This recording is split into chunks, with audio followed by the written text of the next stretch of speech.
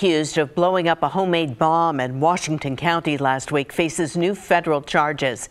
The blast badly damaged the suspect's hand and sprayed a nearby police officer with glass. KGW's Kylie Boshi has been following this case, and Kyle, the suspect did have a thick bandage on his hand today in court. Tracy, Jason Schaefer's left hand was badly damaged when police say he set off the small explosive. Officers from the FBI's Joint Terrorism Task Force have been tracking Schaefer and finally confronted him during a traffic stop last Wednesday.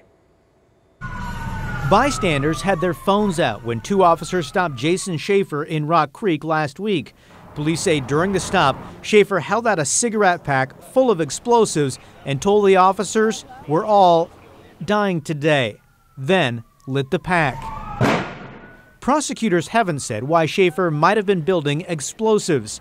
Investigators said they found a second explosive device in his car, then more explosives with a remote detonator in his apartment.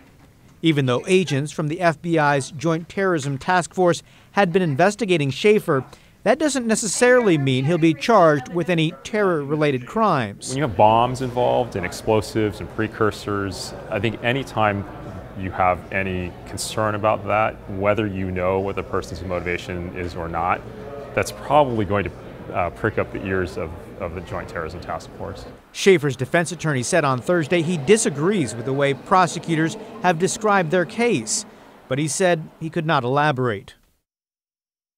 Schaefer will be back in court next week for his formal arraignment. He currently faces 2 charges for injuring an officer and setting off an explosive device, but the FBI says they still have an ongoing investigation.